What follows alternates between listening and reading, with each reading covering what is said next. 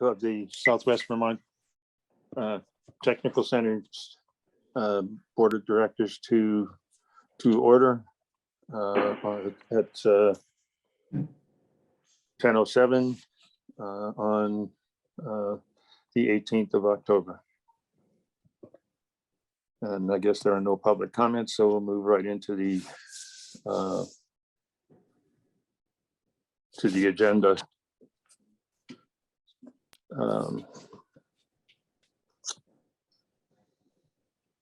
That's Tom's report would be next. I'm sorry, what, Leon? That's Tom's report. We want to not keep him in here too long. Yeah, Tom Haskins will be next. Right. Okay. Yeah, let's hear from Tom then. If we can, go ahead. Tom, you want to? I just want to come right here. The owl will swing right to you, actually. You want me to stay right there? It's fine, yeah.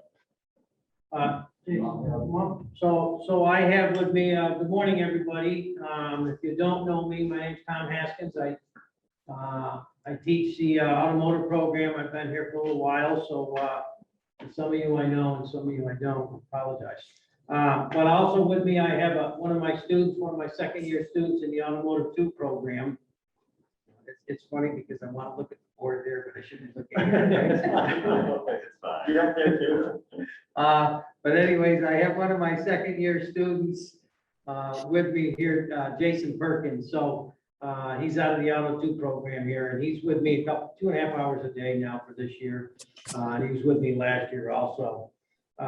One of the things I want to talk about is we're trying to get back to normal here, as normal as we can with the COVID situation, and we've lost a lot of time over the last couple of years. But one of the focuses for our program, especially in Auto 2, is co-ops, job shadows, and industry recognized credentials, which is a big thing in all the areas now.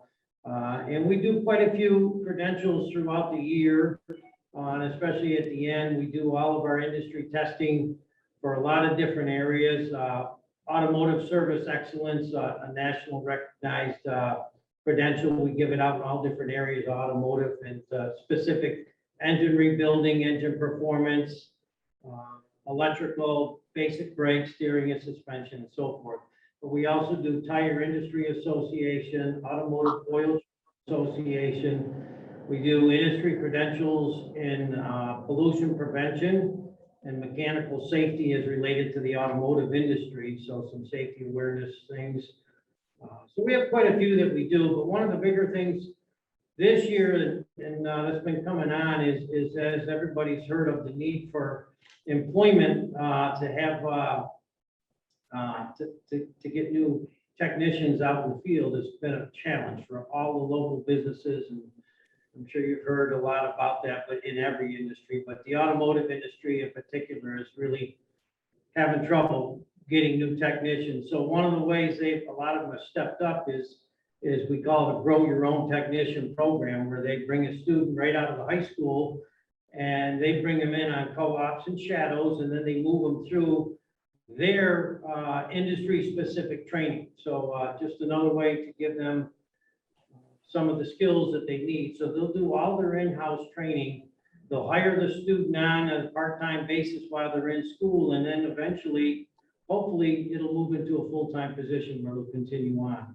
So one of the latest ones we partnered with is our local Subaru store, and Subaru in New England. We actually had a visit from them. They came in and brought us a couple donations. One of the Subaru opposed engines, and what's called a continuously variable transmission, a new type of transmission that Subaru has moved into now and is using. So they brought us some donations like that, but also we've all have the ability now to sign on to Subaru, so we get their factory training that I can use in the classroom with my students. And we're just in the entry level phases of this, so it's just coming on in the last month here. We're getting all our information, and but the students can sign up. So Jason is one of the students that's going to be a part of the program. He's just getting enrolled also, and so he'll go through their specific training. But the goal here is he can move into the Subaru store on his co-op, a shadow, and hopefully a part-time job, and then a full-time job, and more training in the future. So, but that's one example Subaru is doing. They're really working hard to work with us and the local store. So it's the corporate level down to the local store and to the high school. So we also have heard from Cummins of North America, which Cummins builds all the diesels for all the big trucks and generators and so forth. And Cummins has a very, very similar program to where they'll actually pay their college education after that. They'll pay for their tools and guarantee them a job. So Cummins is another big one. Audi has one, Volkswagen has one, Chevrolet has one. So again, it's a big thing in the industry today, just a way to recruit new technicians and into their workplace. So, Jason, any questions about that program at all, or? I just have one comment. I'd like to say that it's wonderful that you're partnering with local places like Subaru. I actually worked there. Oh, you worked there? A little while ago. Oh, okay, yeah. Over 2 years ago, I worked there. Although I just want to say it's wonderful to hear that you're Yeah. partnering and getting all this wonderful information and experience into the schools. Yeah, one of the challenges that I've faced, that we've faced for a while here now, is in our automotive industry locally, there seems to be, change ownership and management, and it's hard because you start to develop a relationship, to work a relationship with people, and faces change, names change, and people move on. So this new organization that purchased the Subaru store, he's got other stores, he's very involved with the businesses and wants to do a lot. And same with over to Coggins, the new owner over there, Ford and Honda over there, he wants to do the same type of thing. Toyota has a great program, the same type of thing for the students that we have opportunities with.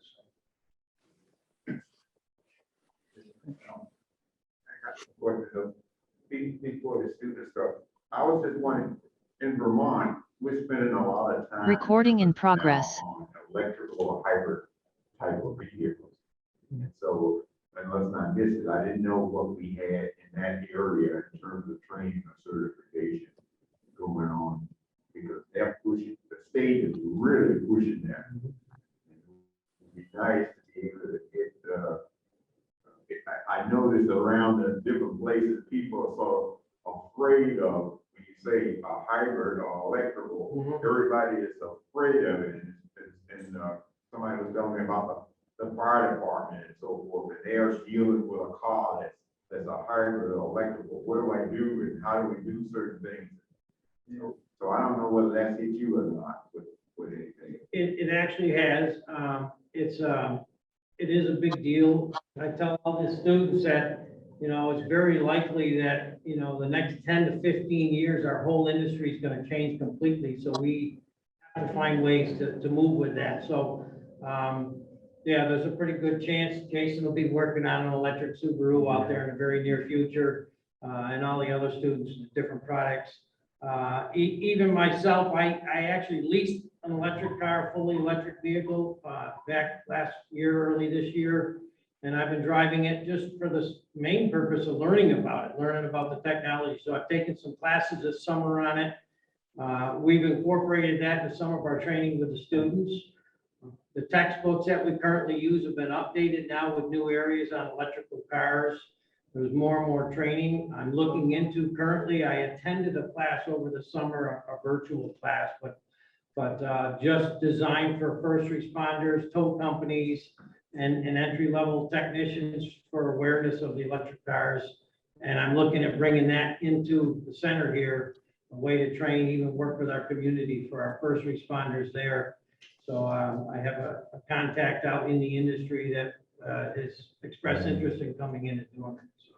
So, yeah, we are definitely aware of that, and there's a lot more to come with that. Jason, how do you feel about the process so far? You've been involved a little bit in getting ready for it and getting involved in it. How's it feel like it's going? I think that it's a really good experience, and I feel like I'm going to be really prepared going into things. And I feel as a lot of the certification part of it is gonna benefit me. And I feel really prepared for it. Mhm. So it sounds, And, go ahead. I'm sorry about that. I was gonna say, and this is open to all of the students, but because it's in its early phases, Jason was the first one that enrolled in it, and the credit to him is his desire. He's constantly pushing. He wants to learn, he wants to get involved, he wants to do this stuff, so he really has an interest and desire, so. Right. Well, that's good. That's good. Are you, so you're pretty happy with the way the process has gone so far, and looking forward to getting involved in the actual tech training that there's going to be coming? Oh, yeah, for sure. Okay, sounds good. Sounds good. Yeah, sounds fantastic. Yeah. Really exciting. Congrats to you. Thank you. Anybody else for Tom or? I would just like to know, I mean, have something that maybe would really enlighten this as we are again. When we talked about the electrical and all the things that you're doing, that all will be all over the map. That Southwest Tech is doing these particular things, because I know the state's got money too. It should be coming our way. But to let everybody know that you're just going firsthand with something that the state is pushing, to get the benefit balance would just be great. Yeah, I think that's a great idea, Leon, and I know that CAT-TV is reporting today, so I would ask the management manager and also reach out to Nicole Sauer, who's our outreach coordinator, and to look for a story here. Yeah. One of our programs or more, that'd be really nice. Great suggestion. Are there any other questions for Jason or for Tom? Anything else they can share with us? Keep up the good work. Thank you very much, gentlemen. Yeah, thank Appreciate you your, very much, is right. yeah, I appreciate you spending the time with us this morning. Thank you. Thank you. I just have a couple of brochures on those programs that, if you're interested, I'll, and then for the ones that aren't here, can pass those on possibly if they're interested, so. Thank you. Thank you very much. Thank you very much. Thank you. Guys. Take care.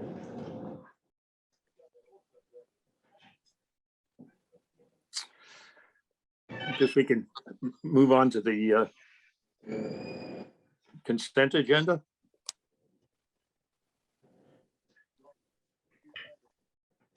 I'll move it. Second. Second, Okay. I don't have the agenda right in front of me here, because I'm on, I'm out of time. Minutes next. So we have, I assume we have warrants and so forth that need to be approved, but I don't have the numbers in front of me. So could somebody help me out with that? 1009 payroll. The first item on there is minutes for the RGB full board meeting to be approved. So, Okay. All right. So are there any questions concerning the minutes of the last board meeting, the September meeting? Nope. Any comments?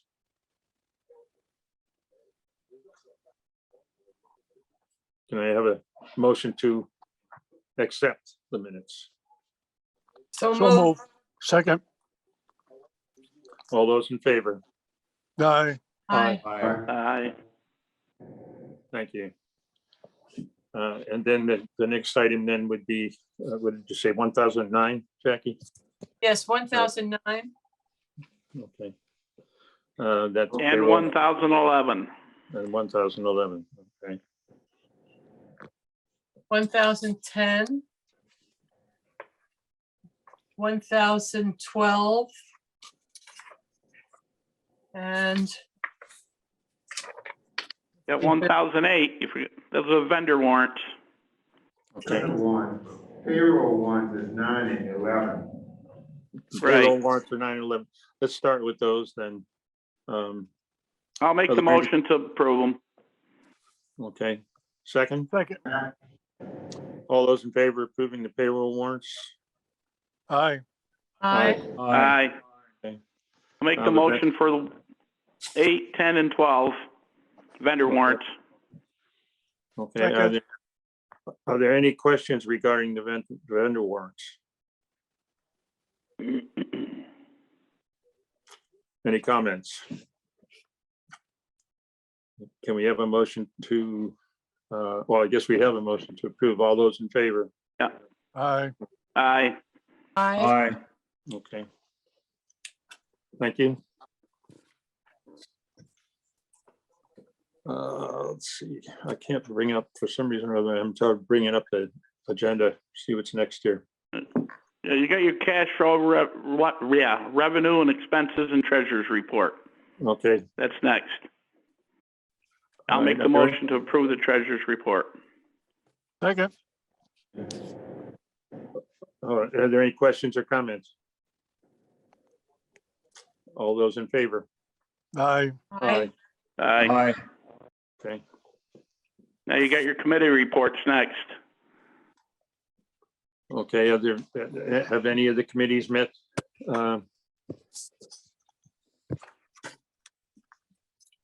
Didn't want to report, Leon or Jackie, or? You got, Jackie is first, her meeting, she's got the minutes from the, Education Facilities Committee to be approved. Well, just to be in, for everybody. Okay, That's Jackie next. I don't know what you want to say anything about. Jackie, do you have anything? Well, that wasn't on the agenda, so, but anyway, yes, we met, and as far as I know, the the most important things that we're doing are looking at how, and the gentleman who reported this morning was an example of that, how we are meeting our students' needs. And we're looking to reach out and with the counselors and with the students and compile a listing of what we are offering and what is being taken. And also the other discussion that we had was in expanding our role in the region. For instance, can we expand to Manchester, and can we offer typical classes that students up there would take? For instance, there's a great need to do hospitality, and hospitality is one of the industries that are that need a lot of attention in our state, and it comes across in the state discussions all the time. Yet we don't offer anything in hospitality except for our cooking class. So that's something that we could look at in terms of Manchester area, and where there's a lot of need up there for that. And so we are looking at all the different various types of automotive and the need for more classes in I think we have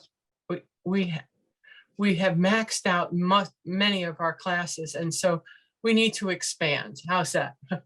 And Mike Lala is looking at places to do this. And that's about as far as we got in an hour. A lot to cover in an hour. I'm sorry, say again. A lot to cover in an hour, Jackie. Yes. Well, does anybody from the committee, would they like to add anything?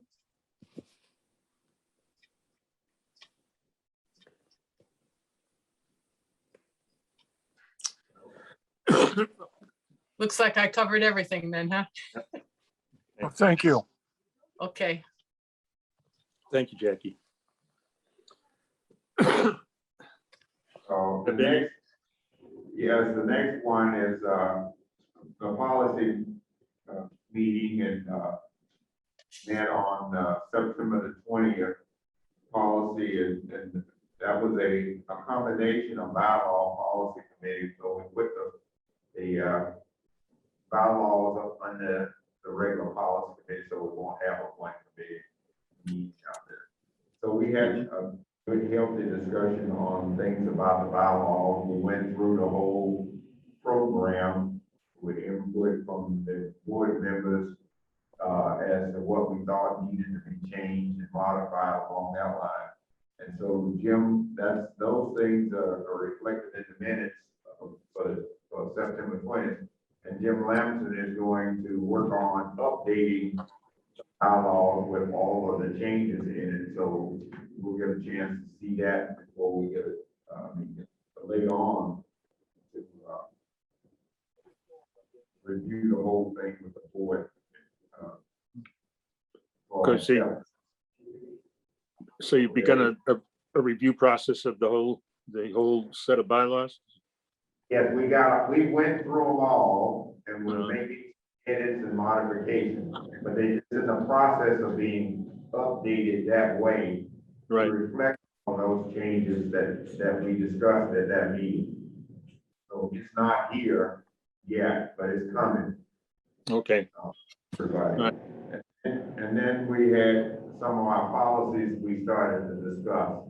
And there were basically no actions or change. I had any discussion for 1,000, policy 1,000, 2,200,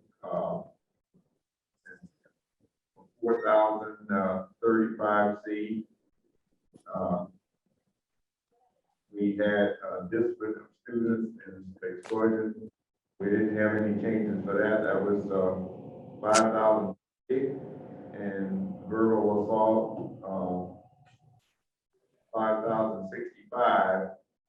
No changes, but we still got these things coming in their format to the board to be able to see the actual copy of it.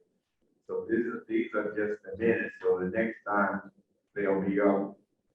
They'll be in your presence so you can read the whole thing as part of the warning, those policies. Okay. Any other comments or anything regarding this? Anybody else on the committee have the comment to make? Okay, thank you, Leon. Okay. Next item on the agenda.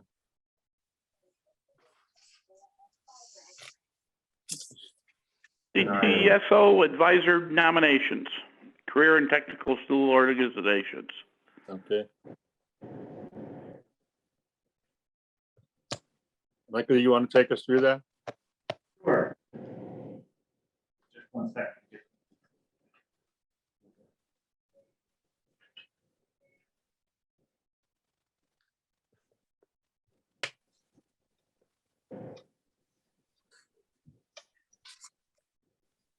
See, the first novel form we have is for HOSA, that's for Cat Slade. HOSA is the Health Occupations. Yes.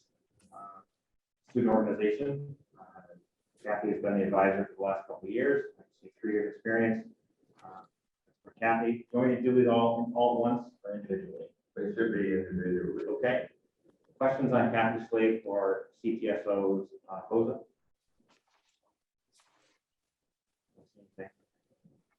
Now, the move to accept the nomination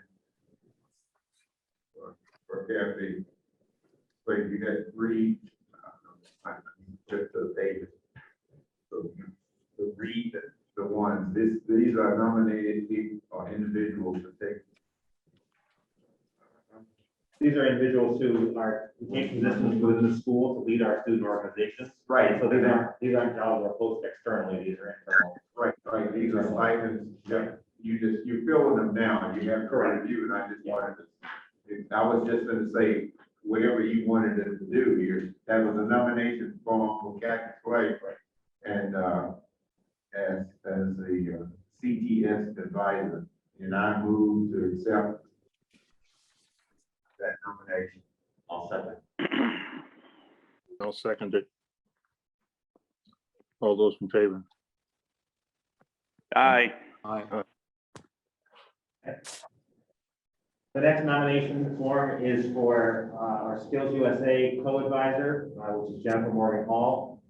Jen has been the CTSO advisor for the co-advisor for skills for the past 5 years. Same information is on there as the previous form. I'm asking you to nominate Jen Morgan Hall as the co-advisor for Skills USA. So move. Any Second. questions? Are there any questions or comments regarding this this matter? This nomination. All those in favor of the nomination? Aye. Aye. Aye. So moved. Or so, yeah, seconded, I mean, or voted on, passed. Okay. The next nomination is also for co-advisor for Skills USA for James Gully, who is our criminal justice and law enforcement instructor. James has served with Jen as 2 years as the co-advisor for Skills USA. It is one of our largest CTSOs, so there are 2 advisors that split the stipend with us. So that's why you'll see a second CTSO advisor for Mr. Gully. Same information on this form as the previous one. So move. Second. Second. Any questions or comments on this nomination?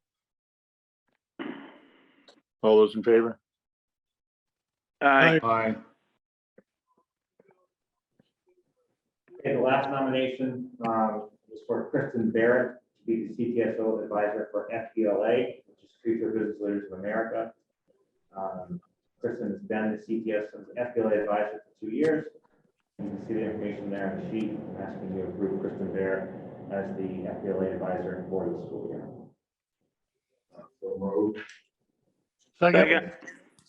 Are there any questions or comments on this nomination? All those in favor? Aye. Aye. Aye.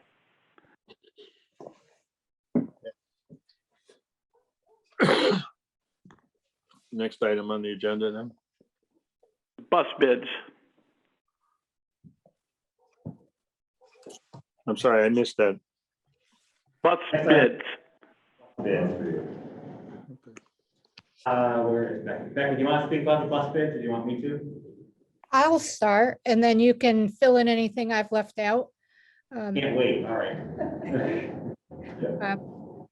Back in, I want to say it was June, in June's board meeting, we brought to the board the fact that we need to upgrade and purchase a new bus, that one of our buses is at a point where we can barely keep it on the road and rely on it. And the board approved us starting to put out a request for proposals for the new buses.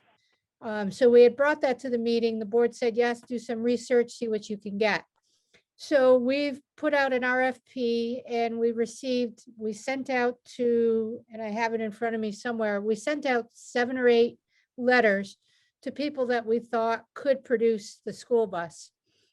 We received back 2 requests for proposals. We received back 2 bids for new school buses. One of the issues that we deal with is when we talk about our bus needs, we're talking about fitting basically adults, because our students, especially in our programs, our juniors and seniors, are adult size. The problem is when we receive bids back, we thought we were clear with our needs for seating.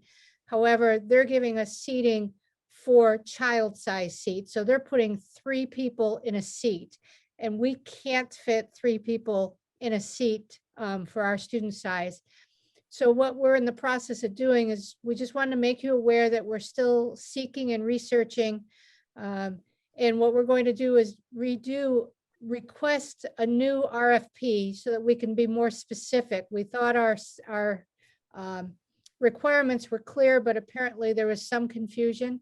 So we're going to put out a new RFP to, again, identify the seating to meet the actual needs that we have and be very clear about our size and measurements for the seats. But in the meantime, we're also looking at used buses, because as you may be aware, to get a new vehicle right now, there is a huge delay. It took a long time when we purchased the last new bus, and we weren't in the crisis that we're in right now with getting new vehicles. We really need to replace this bus, and the time frame for a new bus, we'd be lucky if we'd see it before the end of the school year this year.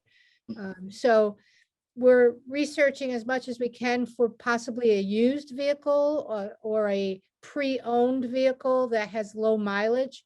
The problem is the inventory for that is also very scarce. But we want to be able to bring to the board all the options and show you what it would cost for a new vehicle that fits our needs and a pre-owned vehicle that fits our needs and timeframes of when we would have them. So we basically wanted to just kind of update you on where we stand with bus bids and the fact that we will be reissuing an RFP and looking at both of those options. Our problem is our need is immediate, and that's not going to happen. So we're going to weigh in whatever options we have, make sure that it fits our needs. And one of the big things too, which is a good thing to have, but our program sizes are larger. Our student enrollments for all our programs are either filled or close to filled. And therefore, when they go off campus, we need a bus that will accommodate them. So we're not taking two buses for just one program. And if we have a larger bus, if we have two programs working together, let's say culinary is working with the business program and they're going somewhere, or if forestry is working with building trades and they're going off site, it would be nice to be able to accommodate them all together rather than sending 2 or 3 buses off to a particular site. So we just wanted to update you with that and let you know that we will be bringing back to the board, hopefully sooner rather than later, some official bids and ask for your recommendations as to which way to go, a new bus or a used bus. Mike, I don't know if you want to add to it or if anybody has any specific questions, but that's kind of our update. Thank you for the detail. I would like to add that we would hope for the new bus. We were surprised last time that the cost of the new bus wasn't as much as we had anticipated. Yes, it was still costly, but not as much as we had thought. And the used bus prices were just about as much as new. But we're in a different situation this time than last time, where we are really in need of, we needed the bus last time. We really need the bus now, sooner rather than later. And so our option might be for a good used bus rather than another brand new. And that's just what we want to bring to you, that we're going to try. Doesn't mean we're going to have one. Look anyway, and see what we can find. I suspect we won't find much, but you know, as Becky told you, the specs that we thought were very clear on the number of seats we needed in the buses. However, we've gone back and forth with bids with them not being evidently clear with the number of seats we need, because bus companies tend to count, as Becky said, children's seats, not adult seats. So it's just a matter of finding the right size and putting it back out there. But as Becky said, if we do get a new bus, we'll be lucky to see it by the time school starts again next year. That's what our vendors have told us very, very clearly. We don't expect any anytime soon. The used bus, obviously, if it's available, we'll have it soon. Jackie, has her hand up? Yeah, I'd like to ask a question. Is a rental a viable option too? I mean, we want the safety. I think the safety of students is the utmost concern, at least for me. And we don't want them riding around with something that would break down or on the road or whatever. So I was wondering if a rental would be a good option. Jackie, I don't know the answer to that. I don't know of any places that rent buses. We could look into that, but I don't know of any. And our requirements, it has to be a traditional yellow school bus, if you will, with all the right attachments and lights and everything else to it. So we can look around. It's a good idea, Jackie. I had thought of that, But, you know, the bus that we're using now, I don't want to portray the public as unsafe for students to be on, or they wouldn't be on it. You know, Mr. Haskins does make sure that it's inspected and repaired, it's safe to be on the road. But as you all know, you can only repair vehicles for so long, where it becomes cost prohibitive after a while. And that's where we're at. Yes, it's safety related, but I wouldn't have the bus on the road if it wasn't safe to do so. It's just that repairing it is becoming incredibly cost prohibitive. And we just can't keep fixing it forever. So that's where we're at. And I think the bus is nearing probably 15 years old. So it's had a good time here with us, but it's time to refer it. I have a question. Sure, Asher. What would be the feasibility of a low or zero emission bus?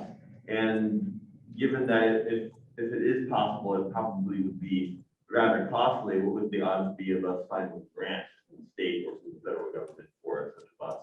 We could look into it. No one's ever asked that before. I don't know what they have for you know, ultra low emission vehicles for buses. I'm not sure. I know that the diesel buses sort of steer clear from have those emission requirements. We can look into it. Yeah. Jackie? Well, has anybody thought about asking the governor for a trial run with an electric bus? You can find one. Well, I would ask him if he could give us one and let us show it off as a forerunner of the future. It's too bad Dane's not here. Maybe you can advocate at the State House for that for us. But, I could always reach out. long story short, we're trying to get a bus. That's great suggestion. So we don't have any action. No, But it's just a informational. discussion, so Yeah. we want to make that noted that this is a. Right. a bus discussion, Right. discussion. It was gonna be action, but we were not ready to bring the action today. Okay.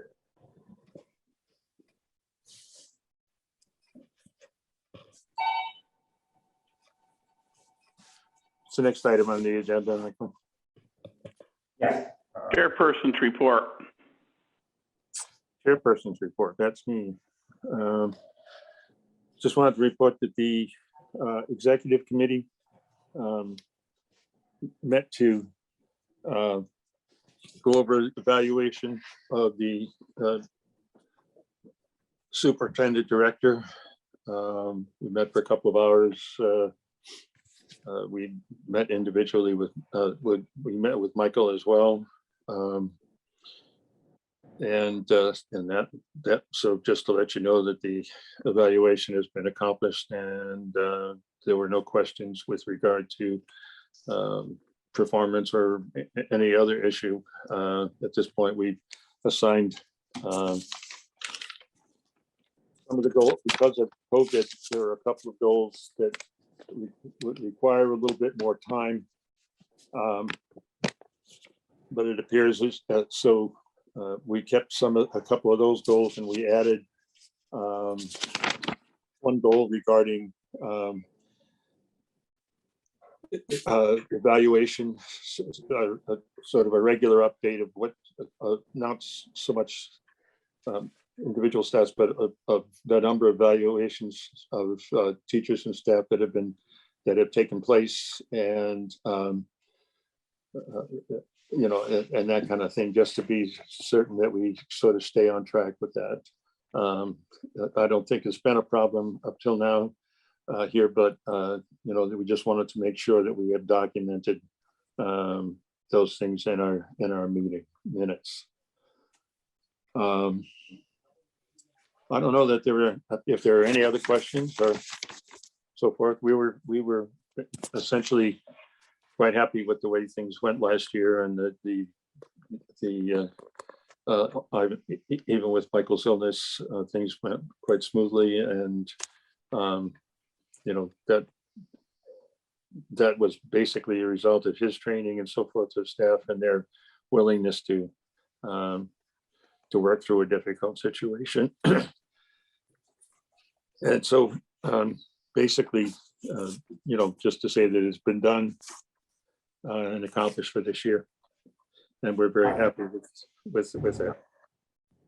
Leon? Leon? Yeah, I wanted to be careful when we said that we were done. We have to make sure that we list this on our agenda and that the public have an opportunity to see it. So if there were public comments about the evaluation process, if we were doing it, and they may be able to comment, but we just added it on the agenda on the chair's report tonight, and we may get some rebuff from somebody in the public if they didn't have a chance to see this ahead of time with a public agenda. All right, so we'll need to put that on the agenda for next time. Is that what you're saying, Leon? Right. That's what I'm saying, yeah. Yeah, okay. Are there any questions?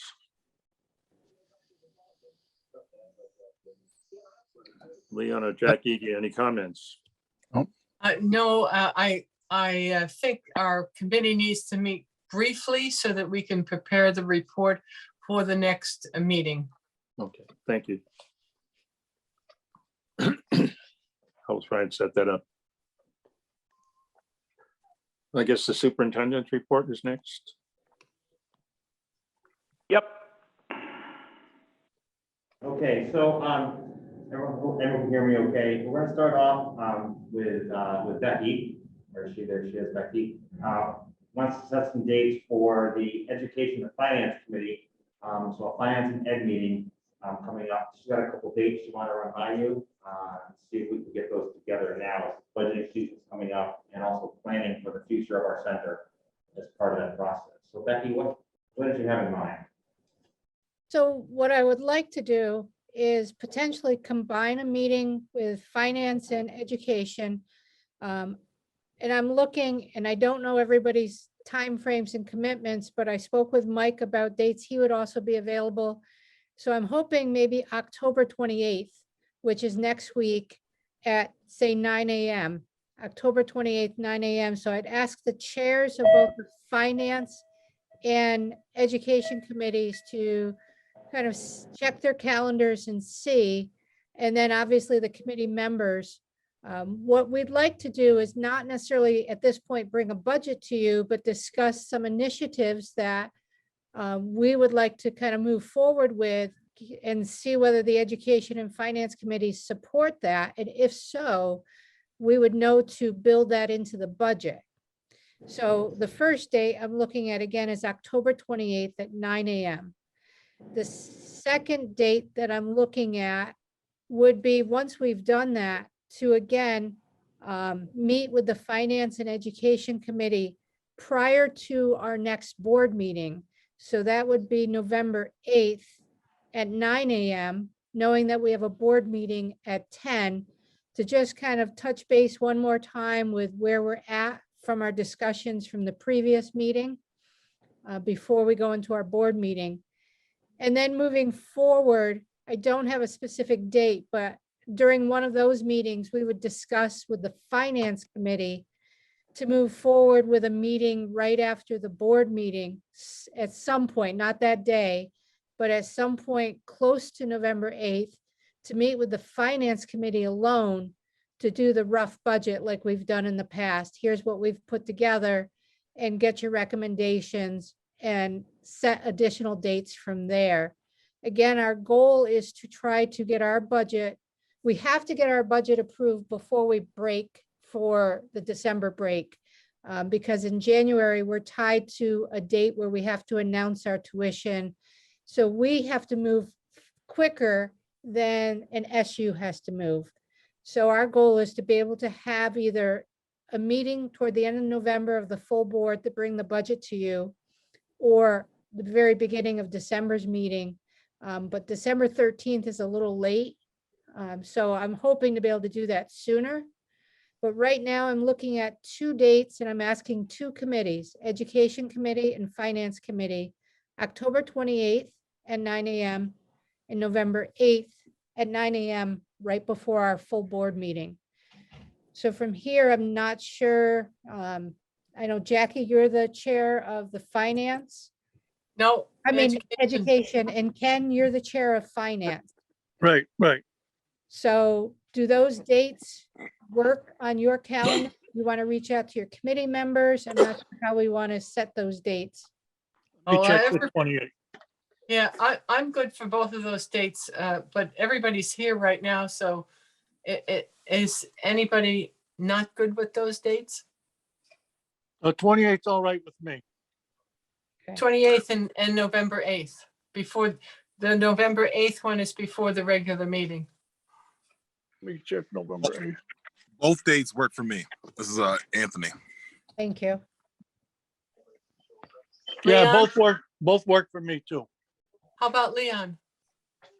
Yeah, I'm looking now. Okay, Art, are those good for you? Art? Yes, they are. They're fine.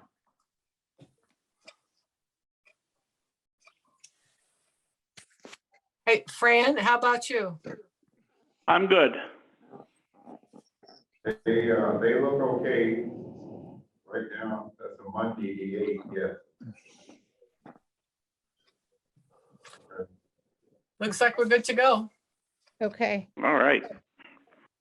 so October 28th at 9 a.m.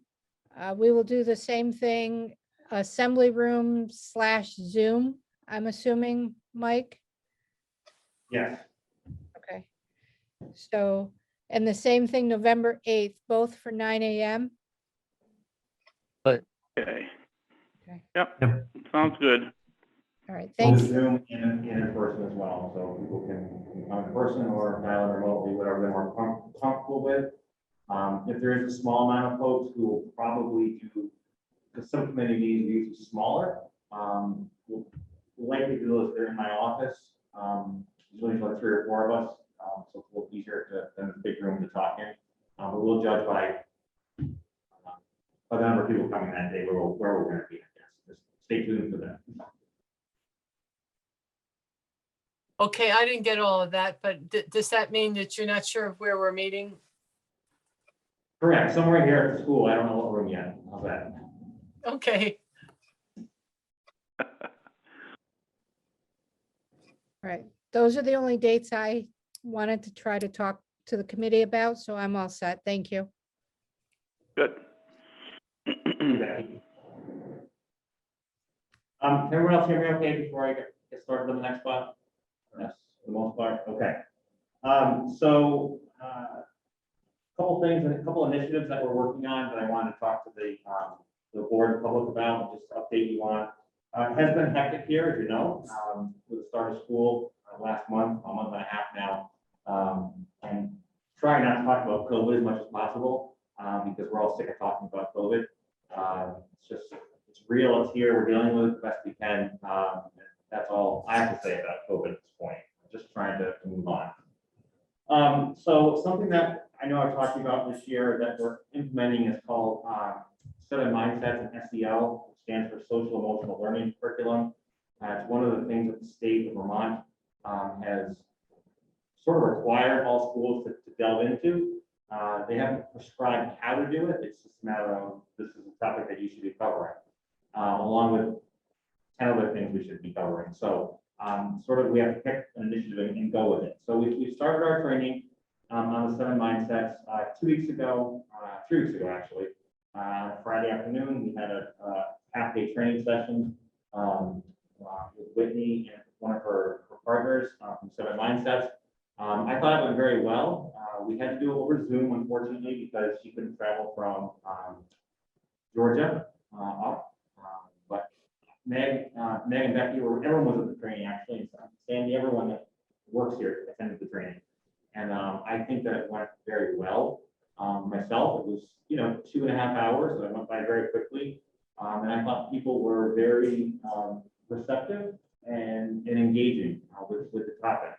A lot of it's about being vulnerable and getting to know each other better, ourselves first, getting to know each other as staff, being vulnerable with each other as staff, and then how do we relate that, into our classrooms, and working with students who have the same challenges we have.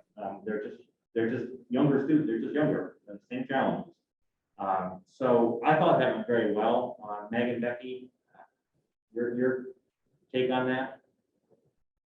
I thought it was very successful. The number of faculty members and staff members that talked about the experience afterward even after the weekend and coming back the next week, there were still a lot of conversations and positive feedback.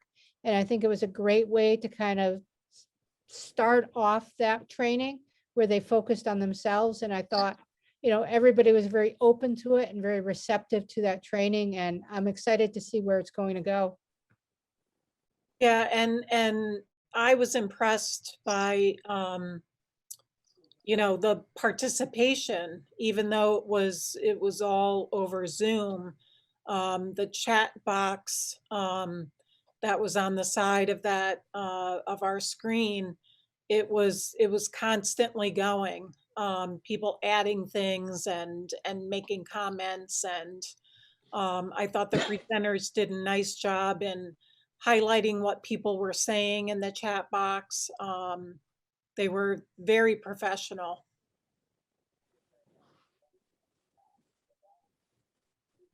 Okay, well, thank you. So I want to, if I can do this properly. I've got, so the public's watching, and those, I have 3 different screens going on here between the meeting now in the middle, which rotates 360, my computer, and watching the screen up here. So it's a little bit of a challenge, but I wanted to, throughout our training, there was a series of, I thought, very powerful videos that were put together, very well done.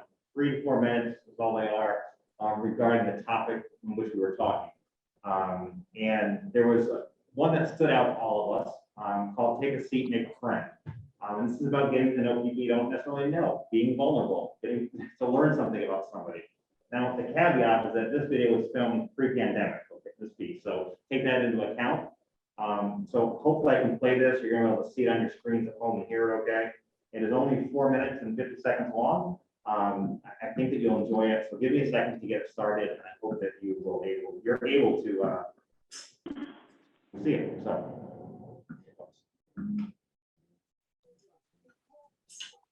Please don't put this in my evaluation.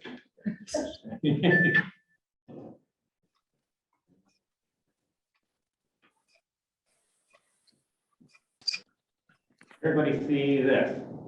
See a new screen? Yes. See where it says take a seat, make a friend. Right. Okay.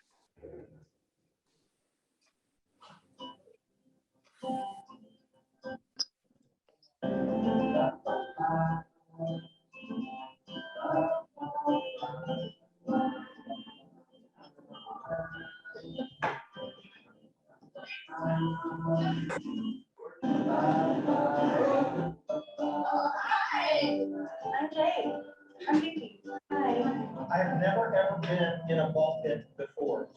Never been in a ball pit. Never. Not seen it, but I've never been in one. I remember these ball pits, like I threw up in them. Yeah. All right, so let's see. Okay, this is a good one. Share 3 things on your bucket list. First one is go skydiving. I want to go skydiving. Have you ever had those dreams where you're just like floating and you're flying and everything? Scuba diving is just. Get afraid of drowning or being underwater or getting attacked by an octopus or any of those things? I want to learn curling. Like that, what's wrong? Sport. Alright, we slide the. Yeah, and then it's like bowling and swimming. Find one thing you have in common. Do you play sports? Not currently. I play soccer, so. Yeah. All right. Actually, I play the drums. You play any instruments? I quit everything I ever tried. All right. Actually, contact is that real teeth. Yeah, I have a flipper tip. Really? Oh my god! No. I can't like what? Oh my gosh. Hello? Hello? You can understand. I swear to God, I feel like. Correct. Describe the first time you fell in love. Oh, okay. I'm in a meeting right now, so can I call you back? I was in the Bye. Navy. We're in the Navy, and my husband was in the Navy. Long story short, before he ever kissed me or we were ever really together, he told me he loved me. 24 years later, we're more in love and we're better friends than he was from the very beginning. That's true love in its place. Talk about someone who inspires you. It's all right to talk about somebody that's a religious character. Yeah, why not? It's our involvement. We can talk about whoever we want, right? Jesus. All right, just my peers. They're all creative in their own ways and have their own realities and own lessons. I just grow from everybody else's as well as my own. Martin Luther King, I think, because the fact that we're sitting in this box together, how do they feel? You know what inspires me, believe it or not, is my daughter. She is everything I ever wanted to be. All right. Talk about the experience that changed your life. Oh, that's a good one. My wife decided that it was time that we split. I started to have a different perspective on life. I saw women differently. I saw relationships differently. I think I became more appreciative of women. How old do you say you are? 20? Okay. At the age of 21, I was diagnosed with multiple sclerosis. And it pulled the rug out from all my plans. It really changes the way you look at things. My grandmother has it. Who does? My grandmother. There's our comment. We found the comment. We found the comment. That's why it was so weird. We found the comment. Oh, create a secret handshake. Okay. Okay, but nothing was spit. That, but you go fast. So this. And then whoever gets on the top gets a flag. Oh, yeah, I forgot what it is. And then like maybe a little twitch in the middle. 1, 2, 1, 2. I did. All right, we did it. That was awesome. I actually had a lot of fun. I was a little bit nervous because normally you don't hang out with strangers in ball pits. I got to learn some pretty cool things about you. It was really nice to meet you. You too. Nice to meet you. I'm really impressed by you. I was worried that I would try to do like a mom. I don't know if I did. No. Nah, Yeah. trust me, you did good.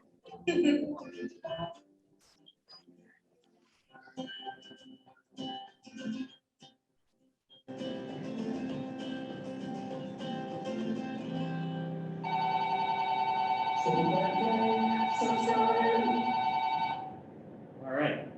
That was wonderful. Stop the share. Hope everyone were able to see that and hear that okay. That was just one component of the training in which we participated. And we laughed afterwards, like someone now, like, can we get a ball pit at school and put this in the hallway and, maybe after the pandemic. But the point is that, in our classrooms, in our hallways, in our relationships with each other, we all have common ground. Okay? We're all human beings. And we can learn from each other. We can talk civilly with each other and have disagreements about whatever it may be and still coexist. And that was one of the very minor lessons learned out of this. And the 7 mindsets are things like attitude of gratitude, that we have an awesome school, being vulnerable, the things that we talked about. And so we're going to launch into this as a staff, as faculty and staff next week. And staff know that and whatnot. And it's really easy. It's about 15 minutes a week. The curriculum is already kind of written, if you will, for the teachers. All the lessons are there. It's a matter of incorporating it into their day. And so what we're going to start is something likely called Mindful Mondays, where we do a mindful Monday mindset for that week, and that's what we're going to focus on as a centralized for that week. And so it's creating a mental shift in the thinking of our students and our staff and just our school. And so I'm looking forward to it actually, and I think most people are as well. So I'm happy to take questions on that. I mean, that was 4.5 minutes of, a 2-year-long curriculum. But I wanted to give you an idea of the content, if you will. How can the board get in on this? How can the board get in on this? That's what I want to know. Well, I don't know. I have to think about that. It's a good question. I don't think they do any kind of board training, but that could be interesting. I'll see. We have a lot of access to resources, so once we get into it, I start to learn more about ourselves. There may be some resources I can share with the board too. That'd be wonderful. Yeah. I don't know enough about it yet to tell you that I can share something or not, because we're just sort of launching. The other thing that we are working on that Meg talked about a little bit is the Workpiece testing that we've been doing, also known as the National Career Readiness Certificate. Another initiative the state that's no longer said we get to think about doing, we have to do it. We are doing that this year. It's a little bit of a burden, but I'll let Meg talk about the Workpiece testing, and then that'll be done by our clerk. Well, you, Meg. Okay, so this year we are using Workkeys, and we are testing students in applied math and workplace documents. Any student that scores a 5 or higher, so it's 5 out of 7, they are considered proficient. And we are testing students until they reach at least a 5. Any students that receive a 5 or higher on each of those can also go on and take the ELA portion, which would then make them eligible to receive 2 CCV elective credits. I'm happy to report that so far we have about 94% of our students that we had planned on testing already completed. We have to test at least twice this school year, once in the fall, once in the spring.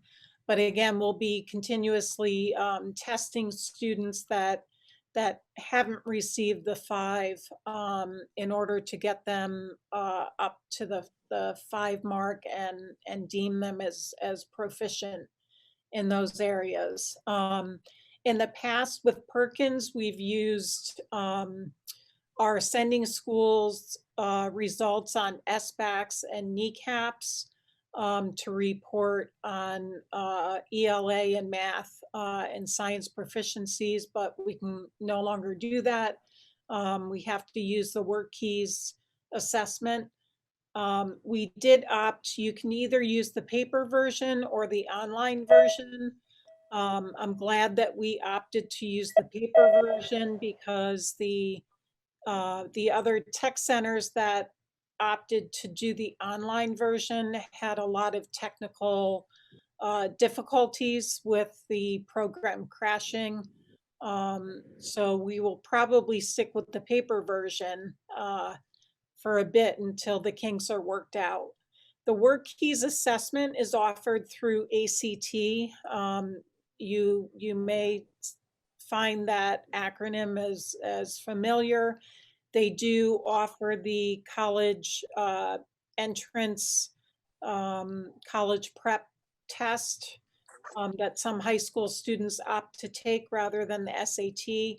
But they have come out with this Workkeys math and ELA proficiency test specifically for CTE centers.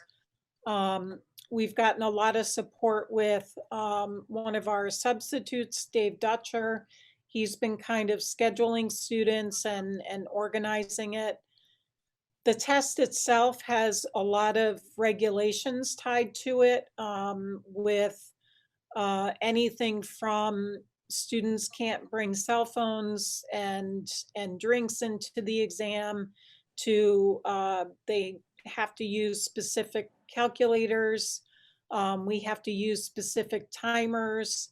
And there's a lot of regulation around if a student has to be excused to go to the bathroom, to the nurse's office, things like that. So I'm glad that Dave has been able to really focus on that. And I think that's shown in our completion rate of 94%. And that's about it. Does anyone have any questions on that? When you say completion, that means they've taken the test. That doesn't necessarily mean that they've reached the 5. Is that correct? Correct. So What will happen is on Wednesday this week, Dave is going to meet with Lisa Harrington Redding, our school counseling coordinator. She did a lot of work around the ACT tests and SAT and PSAT while she was at MAU. So she knows how everything has to be packaged up a certain way and sent back a certain way. So we'll send those through the mail, and it'll be a few weeks before we get the results. Last year, we were able to test about 7 students. Out of the 7, there were about 4 students that had a 5 or higher on those exams. But we only tested them once. We didn't retest them. Right. Okay. Thank you. You know, for the public and the board, part of the challenge is finding the time to test students. You know, with all the multiple amount of tests that we are supposed to administer to students, finding time to do that is difficult with their short program time that they have with us. So certainly challenges, and I do want to say thank you to Dave Dutcher, as Meg mentioned. You know, we kind of made him the point person of all this, getting this testing done, because we all recognize that we didn't have the bandwidth to take on anything else right now on these plates of ours and do this properly. So Dave was willing to commit and focus on that for us to get the testing done, and it's been incredibly helpful. And just watching him where he's at, it's a full-time job just getting these kids scheduled and tested. And so I'm ever thankful. Thank you, Dave. I see him sitting out in the office completing things all day long. I can't imagine that we could have done it without him. So thank you to Dave. And that's what I have for my report. I'm happy to take any questions the board might now. Jackie? So essentially, Meg, we'll have a baseline in every student that's involved, and that they'll either have completed or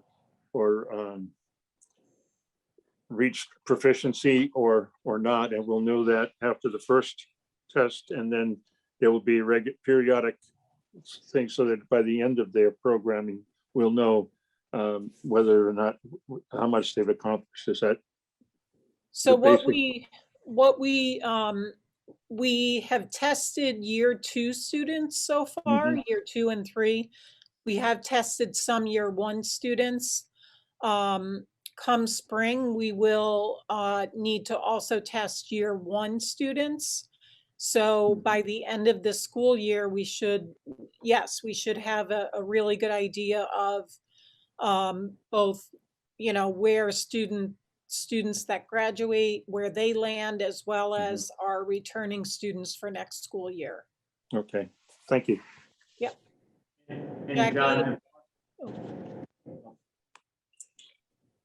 Jackie, you're muted. Is this test also given to regular high school students, or is it a task just for the tech center? Yeah, it's just for the tech centers. Okay, so then the students also have to take tests for the high school, correct? Okay. Yeah. So they'll be good to go in testing. They'll have it down pat. Is this you mentioned last year you did 7 students. So this year, how many students, when you say 90%, 92%, yeah. So how many students is 92%? So we had about 64 students slated to take it. And we've gotten about 60 students. I know that Dave is trying to chase down those last 4 students. And, you know, but right now we're at about 94%. That's fantastic. And so when they take these tests, it just counts for the tech center, correct? Yes. Okay, and so we are rated then with other tech centers in the state, correct? Correct. And then will the public be given a synopsis of these tests before and after? I believe that any of the information is public, available to the public. Right, we'll be able to give you snapshot data. It won't be individual student data, but. Right. Right. And do parents get the information for each individual child that they have enrolled?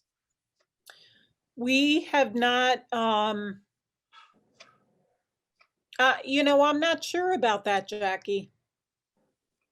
I'm not sure. I know that with ACTs and SATs, I mean, obviously, students have typically online accounts where they can check that information.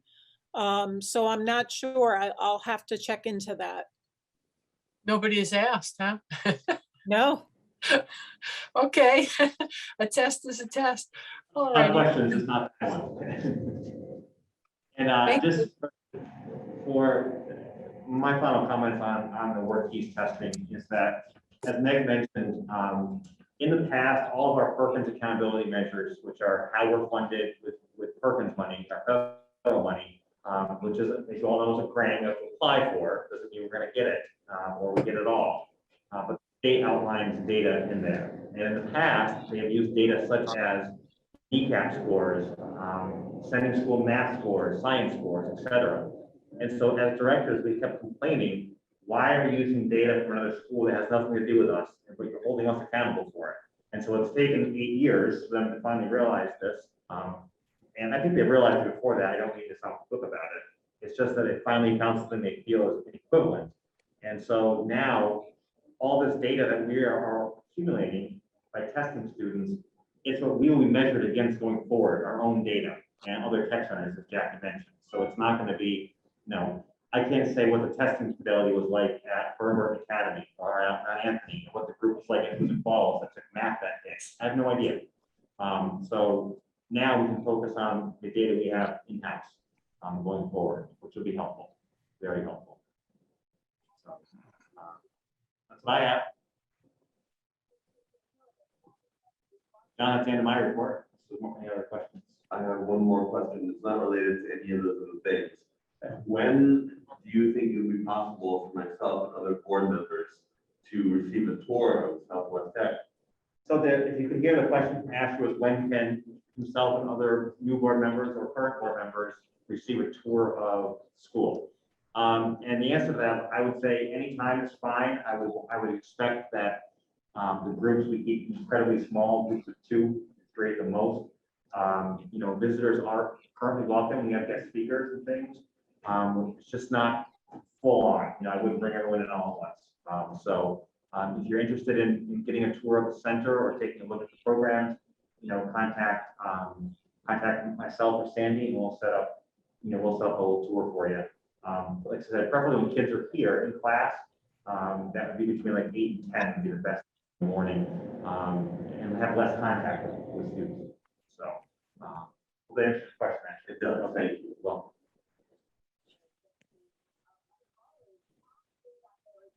Okay, John. Okay, if there's nothing else, I would entertain a motion to adjourn. So moved. We get a second. Second. All those in favor?